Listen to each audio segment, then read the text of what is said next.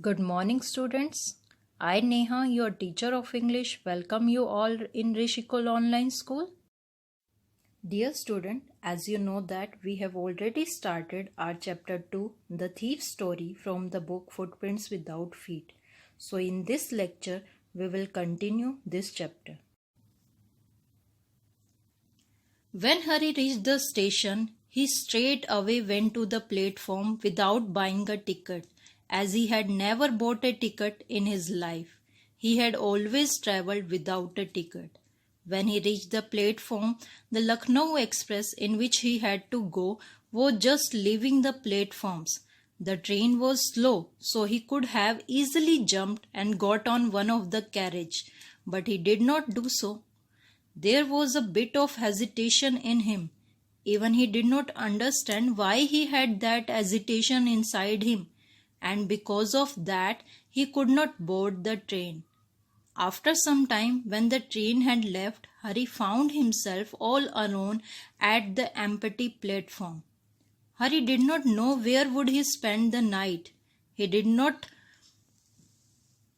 have any friends whom he could go, as he used to think that friends were more of a trouble than being helpful. He did not even want to stay at any of the small hotels as that would attract attention. He knew only one person very well and he had robbed him as well.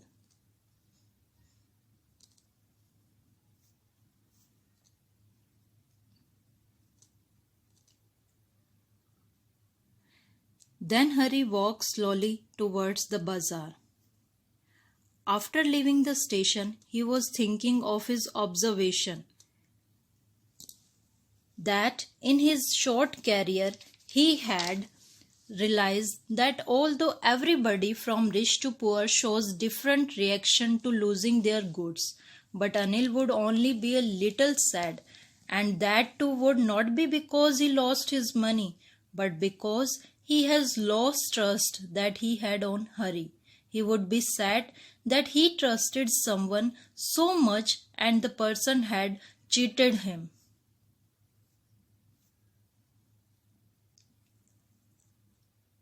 Then Hari reached a park. He sat on a bench. As it was the month of November, the night was a bit chilly, and then the drizzle added to the discomfort that Hari was going through. It started raining quite heavily, and Hari's shirts and pajamas stuck to his body. Cold wind was blowing across Hari's face.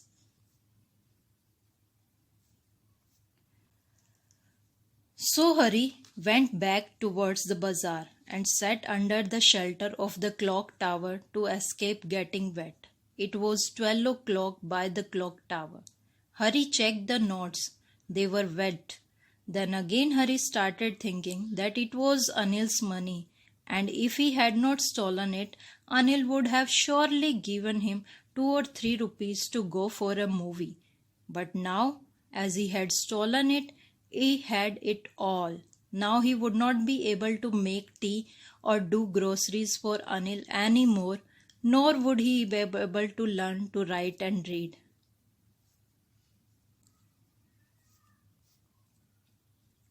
He had not realized that he would be losing all these in the excitement of stealing the money. He knew that if he could learn to read and write, he could earn much more money than these few hundred rupees, and do honestly.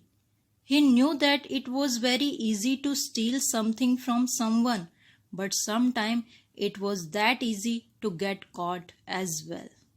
He knew that if he learned to read and write, surely he became a big and respected man one day, and for this he should go back to Anil.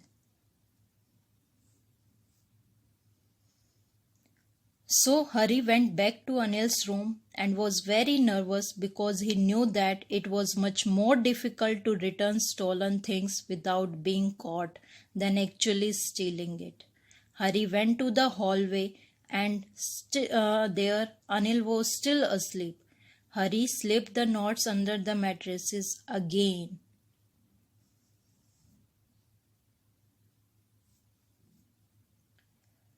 The next morning, when Hari woke up a little late, then Anil had already made the tea by then. Anil extended his hand towards Hari and had a 50-rupee note in his hand. Hari thought he had been caught. Then suddenly Anil explained that he had made some money the day before and now he would pay Hari regularly. Hari was really happy, but when he took the note in his hand, it was still wet from the last night. He also told Hari that the day he would teach him how to write complete sentences. Hari realized that Anil had come to know that he had stolen money and kept it back. But the great thing that happened was that he did not let it show on his face or his words. Hari again smiled at Anil in his most appealing way, and Anil's smile also came to his face without any effort. So Anil behaved in the most casual manner as if nothing unusual had happened. Thus, we learn that our good action and words can change the negative into something positive. So student, this is all about this chapter. Thank you.